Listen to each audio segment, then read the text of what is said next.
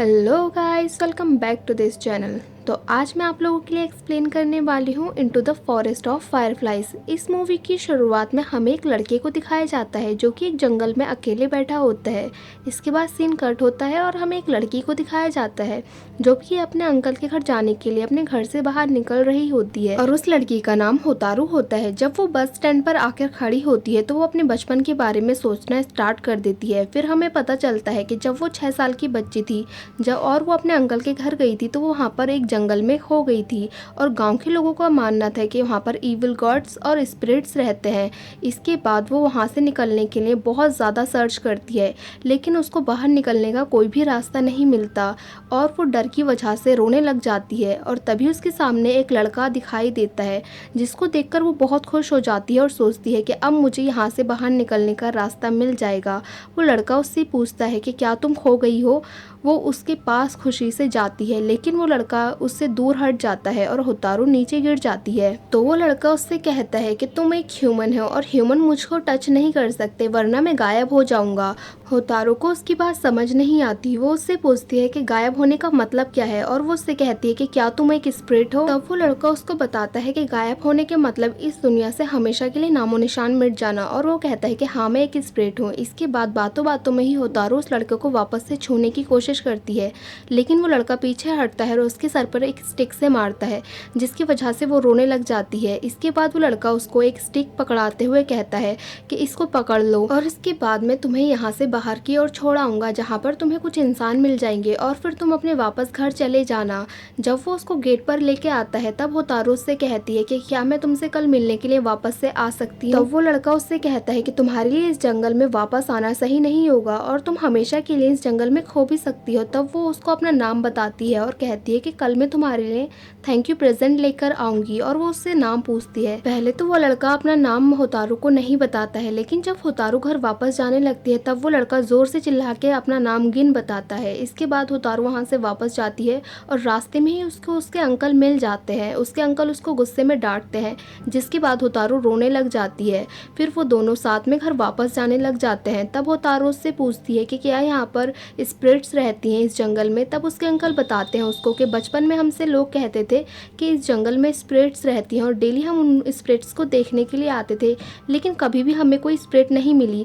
और वो उसको बताते हैं कि एक दिन मेरे दोस्त ने मुझे बताया कि वो समर्स में एक मेले में गया था जो कि जंगल में रात को लगा था और समर्स के टाइम पे हमेशा यहाँ से कुछ शोर की आवाज़ आती है। तब से लोग मानते हैं कि समर के टाइम पे यहाँ पे रात में कोई मेला लगता है और ये लोग घर वापस चले जाते हैं। अगले दिन होतारू वापस से उसी जगह पर जाती है जहाँ पर गिन ने उसको छोड़ा था और वो जाकर देखती है कि गिन पहले से ही उसका वहाँ पर इंतजार कर रहा होता है।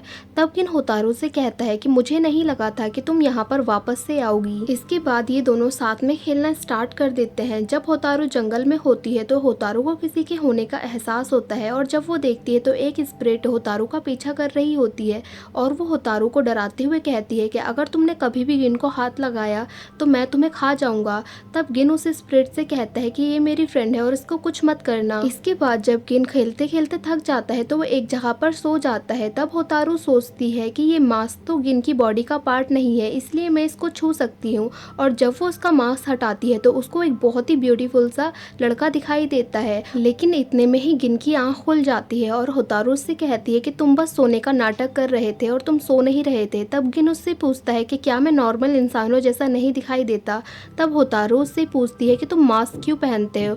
तब वो होतारू को बताता है कि अगर मैं मास्क नहीं पहनूंगा तो मैं एक स्पिरिट जैसा दिखाई नहीं दूंगा। इसके बाद होतारू उदास होते हुए गिन को बताती है कि वो टाउन में रहती है और वो बस समर वेकेशन में ही यहाँ घूमने के लिए आती है।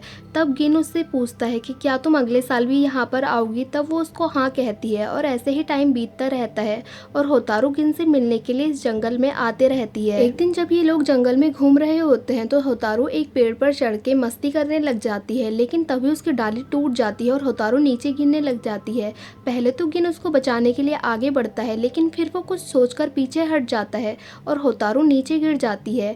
तब होतारू बैठकर उससे कहती है कि चाहे कुछ भी हो जाए लेकिन तुम कभी भी मुझको हाथ मत लगाना। और बस इतना बोलने के बाद वो रोने लग जाती है और ये लोग साथ में बहुत सारी मस्ती करते हैं और बहुत ज़्यादा खेलते हैं। ऐसे ही टाइम बीतता रहता है और होतारू उससे मिलने के लिए आते रहती है। एक दिन जब होतारू घर में लेटी होती है तो वो सोचती है कि कि उसकी हाइट बढ़ रही है और उसकी एज भी बढ़ रही है, लेकिन गिन वैसे का वैसे ही है और एक दिन ऐसा आएगा कि वो उससे ज़्यादा एज की हो जाएगी और लेकिन गिन उससे छोटा रह जाएगा। ये सोचकर वो परेशान हो जाती है। और इसके बाद हमें दिखाया जाता है कि जब होतारू अपने अंकल के साथ बैठी होती है तो उसके अंकल उसको बताते हैं कि गर्मियों में यहाँ पर जितनी गर्मी पड़ती है और उतनी ही ठंडों में ठंड भी पड़ती है। तब होतारू गिन को एक मफलर देकर जाती है और उससे कहती है कि तुम सर्दियों में इसको यूज करना। अब होतारू घर जाकर बस गिन के बारे में ही सोचती रहती है। हमेशा उसको बस गिन का ही ख्याल रहता है और वो हमेशा बस समर वेकेशन आने का वेट करती है।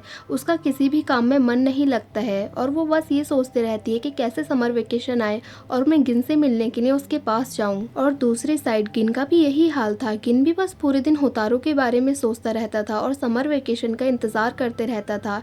अब ये दोनों शायद एक दूसरे के प्यार में पड़ गए थे। अब नेक्स्ट समर वेकेशन में जब होतारू गिन से मिलने के लिए आती है तो वो अब एक हाई स्कूल गर्ल बन जाती है और वो मैच्योर हो चुकी थी। और वो गिन से कहती है कि जब उसका ग्रेजुएशन कंप्लीट हो जाएगा तो वो इसी साइड को कोई जॉब ढूंढ लेगी ताकि उससे गिन से मिलने के लिए इतनी लंबी समर वेकेशन का वेट ना करना पड़े। अब क्योंकि होतारू मैच्योर हो गई थी तो गिन उसको बताता है कि वो स्पिरिट कैसे बना। वो कहता है कि जब मैं छोटा था तो मेरे पेरेंट्स मुझे इस जंगल में छोड़कर चले गए थे।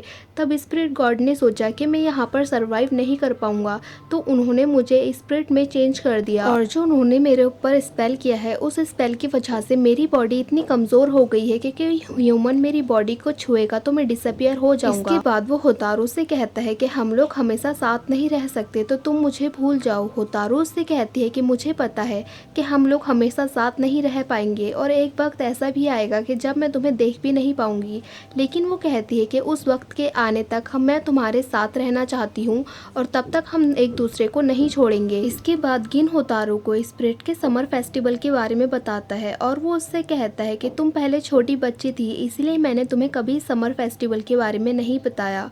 और ये बात सुनकर होतारू को थोड़ा अजीब लगता है, लेकिन गिन उससे कहता है कि तुम टेंशन मत लो, मैं हमेशा तुम्हारे साथ रहूंगा। और वो उससे कहता है कि इस फेस्टिवल में सारे स्पिरिट्स ह्यूमन के रूप में आती हैं। तब होतारू को याद आता है कि मेरे अंकल का फ्रेंड भी इसी फेस्टिवल में गया होगा और वो ये फेस्टिवल के बारे में सुनकर थोड़ा एक्साइटेड हो जाती है। अब हमें रात को उस फेस्टिवल का सीन दिखाया जाता है जहाँ पर हमें दिखाया जाता है कि सारे स्पिरिट्स ह्यूमन के रूप में आए होते हैं। वहाँ पर होतारू और गिन भी आए होते हैं।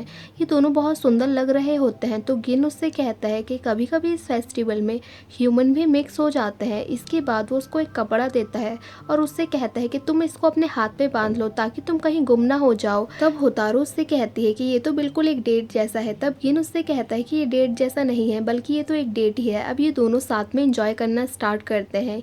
ये कहीं जाकर खड़े होते हैं तो कुछ बच्चे उनको कपल के रूप में चढ़ाना स्टार्ट कर देते हैं और वहाँ पर होतारू थोड़ा शर्मा जाती है। अब जब ये लोग फेस्टिवल से वापस जा रहे होते हैं तो गिन होतारू से कहता है कि वो उससे मिलने के लिए समर का इंतजार नहीं कर सकता और वो बस हमेशा उसी के बारे में सोचता रहता है और उसके पास रहना चाहता है। तब गिन अपना मास्क हटाता है और होतारू के फेस पर रखता है और उसके फेस पर किस करता है। ये लोग बस अब यहाँ से आगे जा ही रहे होते हैं कि तभी कुछ बच्चे इनके पीछे से आते हैं और उस बच्चों में से एक बच्चा गिरने वाला होता है कि गिन उसका हाथ पकड़ के उसको गिरने से बचा लेता है। जब वो बच्चे आगे चले जाते हैं तब वो देखता है कि गिन की बॉडी डिसअपियर होने लग गई है। अब ये दोनों एक दूसरे की आंखों में देख रहे होते हैं और इन दोनों को पता चल जाता है कि ये शायद इन दोनों की आखिरी मुलाकात है।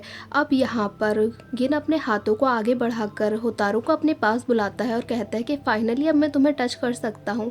तब होतारू अपना मास्क उतारकर उसको हक करती है और यहाँ पर वो जाने से पहले अपना लव का कन्फेशन होतारू के लिए कर देता है। वो कहता है कि मैं हमेशा से ही तुमसे बहुत प्यार करता था। तब होतारू उससे कहती है कि मैं भी तुमसे बहुत प्यार करती हूँ और देखते ही देखते गिन यहाँ पर हवा में डिसअपियर हो जाता है और होतारू वहाँ पर अकेले रह जाती है। अब होतारू यहाँ पर अकेले बहुत रोने लग जाती है। तभी वहाँ पर माउंटेन गॉड्स आते हैं और वो होतारू को थैंक यू बोलते हैं। वो कहते हैं कि गिन हमेशा से ही इंसानों के बीच में रहना चाहता था और वो इंसानों को टच करना चाहता था और उसके आखिरी टाइम पे होतारू ने उसको हक करके गिन की आखिरी विश को पूरा कर दिया। अब होतारू गिन के मास्क को अपने साथ लेकर यहाँ से वापस चले जाती है और हमें पता चलता है कि ये सारी होतारू की मेमोरीज होती है जो कि वो हमें बता रही होती है। अब होतारू हर समर वेकेशन में अपने अंकल के घर जाती थी और वो कभी भी गिन की मेमोरीज को अपने माइंड से मिटाना नहीं चाहती थी। इसके बाद ही मूवी यहीं पर एंड हो जाती है। सो गाइज, अगर आपको ये मूवी अच्छी लगी हो तो लाइक करें, शेयर करें और कमेंट करें और सब्सक्राइब करें इस चैनल को ऐसी ही मज़ेदार वीडियोज़ को देखने के लिए। Thank you for watching guys.